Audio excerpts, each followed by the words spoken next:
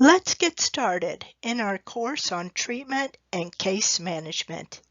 Here's where we will dig into depth with the topic of treatment and case management that you may have been introduced to in one of the other courses. I really like this course because it does two things: covers the basics such as ethics, boundaries, definitions, and process. At the same time, we will work on the forms and the processes is if you were working in an agency right now.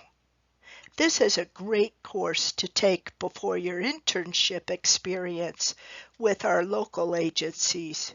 You will learn much about clinical language, terms, and the forms that you will be expected to do in your internship.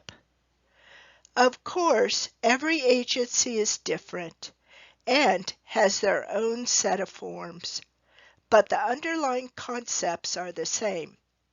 For example, the treatment plan or case plan form may look different at one agency than another, but the concepts of strength-based, short-term goals, and interventions will be the same wherever you are located. Maybe at probation, Department of Social Services, Homeless Services, Drug and Alcohol Services, or other nonprofits. My job in this course is to demonstrate and to have you learn what you will need to know prior to going into your internship.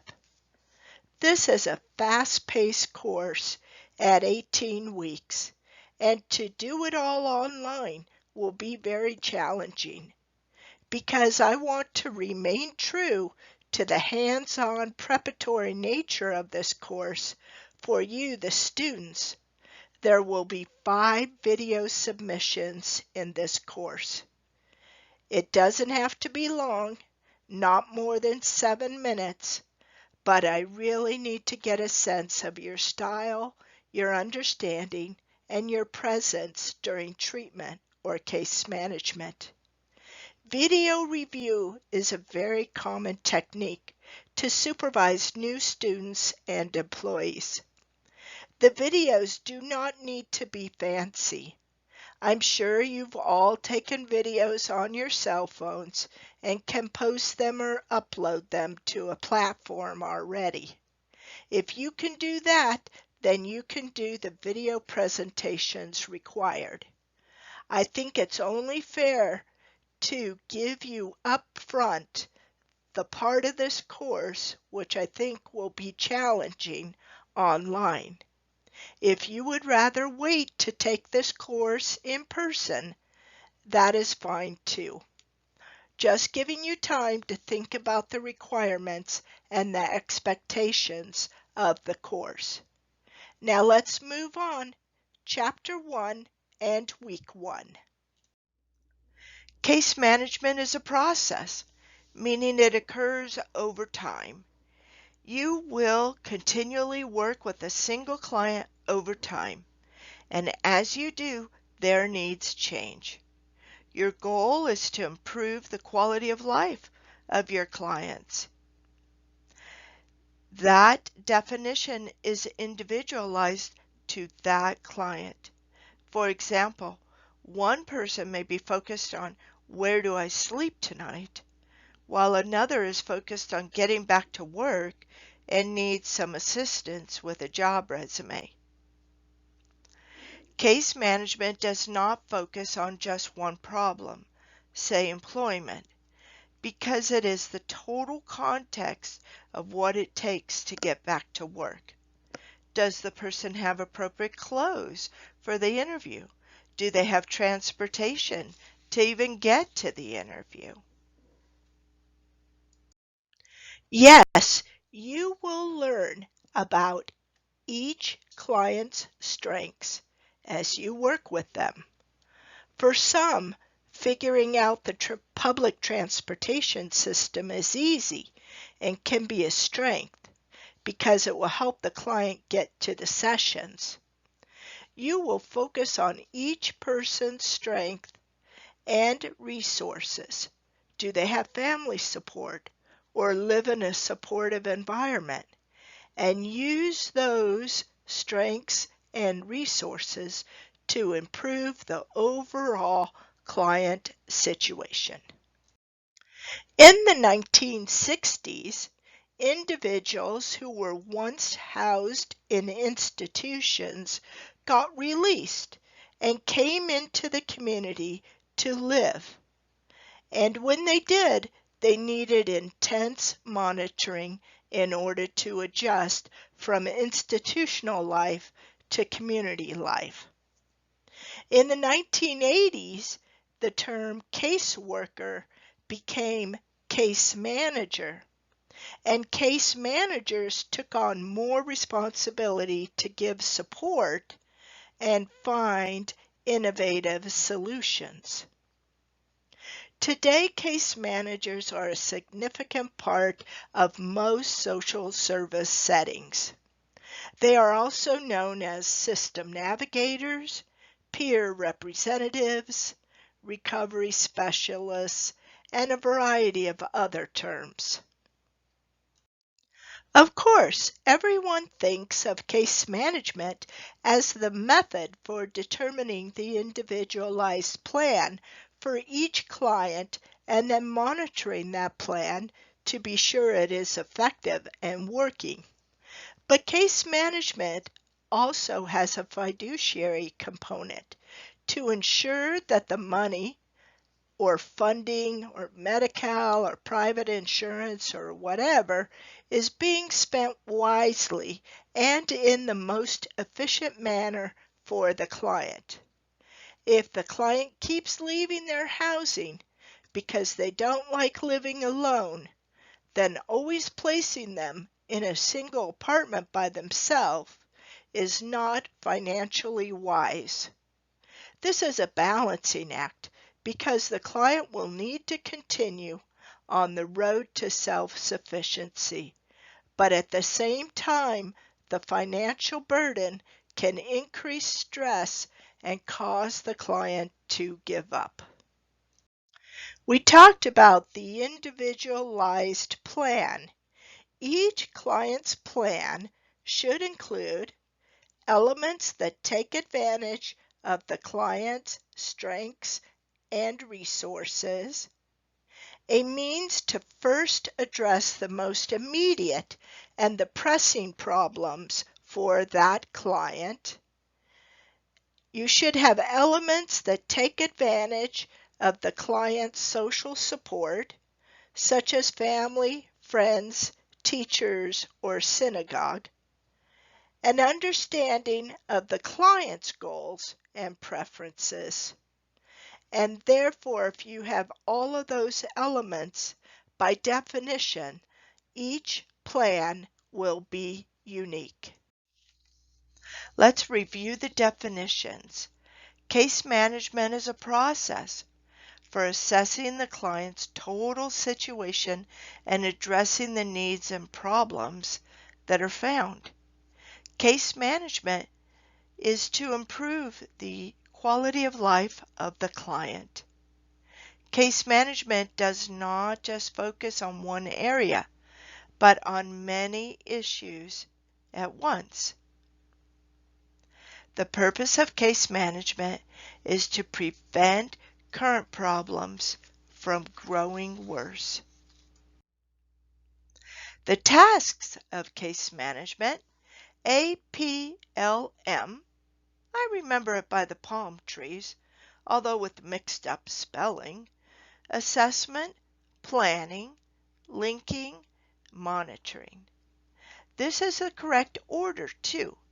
You will conduct an assessment first, then plan for services, then link for services and agencies, and then be sure to monitor and follow up. You are talking to the consumer or the client when you conduct an assessment. You may also gather information from other sources, family, friends, the housing manager, other agency representatives. Of course, keeping in mind confidentiality regulations, which we'll go over later. You will learn to take a comprehensive assessment of your client in this course. This is one of the video clips that you will submit. First, the case manager assesses the initial or presenting problem. Does the problem interfere with the client's functioning at work or socially, or interferes with self-care? What is the background to this problem? How long has this problem gone on? Are there other social, emotional, or medical problems that exacerbate the presenting problem? A discussion of the problem uncovers what the client needs. What does the client need to bring stability to his or her life? What would be the best way to resolve the problems that the client faces?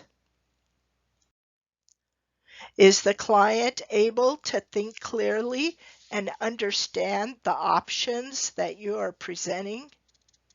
How would you characterize the person's general mood? What strengths or impediments will you have to work with in the client's environment? The information from the assessment helps us to formulate a plan for the client. Planning. After assessment, you come up with a plan that is comprehensive and addresses all of the issues that you have uncovered with the client during assessment. Known as a treatment plan or a casement plan or a recovery plan, it will include formal agency referrals, generic and other community resources, such as a food bank, peer support, like AA, NA, or cancer support group, or other resources such as neighbors, family members, friends, and churches. Planning with the client is ongoing. Clients improve and may need an advanced level of planning than what you had initially put together. Or sometimes clients' situations may interfere with progress and the timelines may need to be adjusted. Or circumstances in the client's life or in the community change. Crises can occur that need to be addressed before continuing the plan. In order to come up with a comprehensive plan for your client, you will need to know what is available in the community. Each community is different and has different resources available. Your goal in conducting case management is to have as many resources as you can at your fingertips. Now, when I say resources at your fingertips, I don't mean just knowing that the agency, for example, RISE, and then how to look up their phone number on your smartphone and let your client call them. You will need to develop personal resources, understanding what it takes to get into services, and to have specific employee contacts and relationships with the people who work at RISE. RISE is a domestic violence organization that runs the women's shelter. It won't do your client any good just to know the phone number and to have them call it up. You will need to learn about what they can take into the shelter, how much it costs, how to get an interview, and how to even get to the facility. As a case manager, you have a wealth of knowledge about your community. And then, of course, it changes. Your contact at Rise goes to another agency, and the organization raises their fees, and the policy about being drug-free at admission changes. It's a continual process of updating your resources and your contacts. The first big assignment coming up is to develop your own resource directory on a specific topic.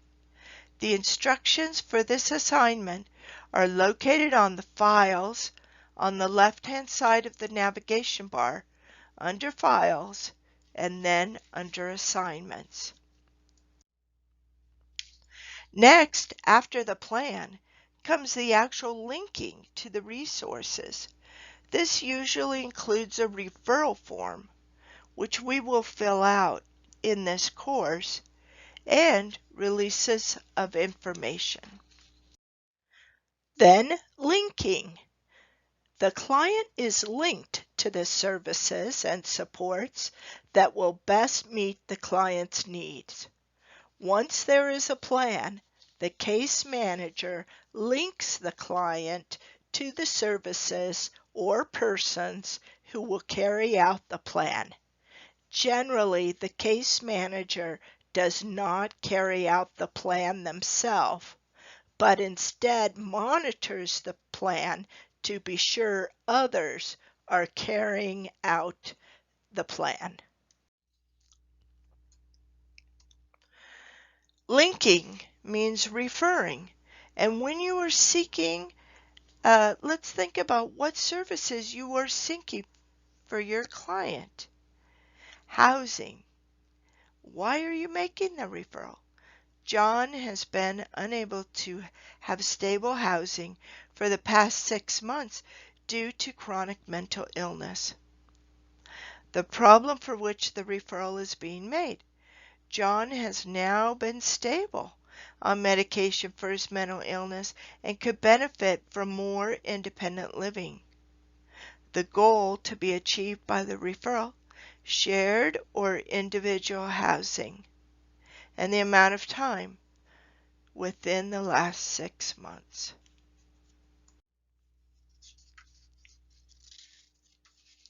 There's nothing worse than monitoring your client and finding out that your client left the sober living environment that they had been housed in 3 weeks ago. Now you need to find your client, understand why this placement didn't work, and what the client wishes to do at this point. By monitoring, which is usually on a weekly basis or even sooner, sometimes daily, you will be more likely to maintain your client in services, or at least you can be aware of when the modifications to the plan are necessary. The monitoring schedule will vary depending on your client's needs, but it's up to you to monitor with the clients themselves, with their support system, and with the provider of the services. This can take place in visits or sessions with the client, with phone calls to the provider, requesting written reports, or even participating in a case staffing meeting on behalf of or with the clients. You will become the client's advocate as you can see the struggles that the client is facing.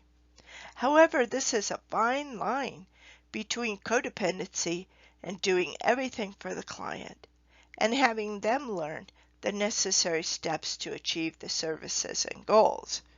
You may be an advocate for the individual client at hearings, or you may present information to a community board about how to address a gap or a barrier in services that you have seen. Although not a big part of your job, you will get the opportunity to advocate for better or improvements in services. Remember, especially in San Luis Obispo County, that it is a small county. You will continually work with the same people and agencies over and over. Rather than create conflict or trash talk another agency or the staff at another agency, even with your friends and colleagues back at your home agency, this will be problematical in the long term. It is best to be friendly, collaborative, and work together in problem-solving way to focus on making things better for all of our clients. Conflicts may result, but it is best to keep a cool, professional presence rather than say things you will regret later. Only those who are certified or licensed to do therapy or treatment should be doing therapy or treatment. There is a difference between case management and counseling and therapy. Counseling would be the middle column between case management and therapy. There is a difference between all three.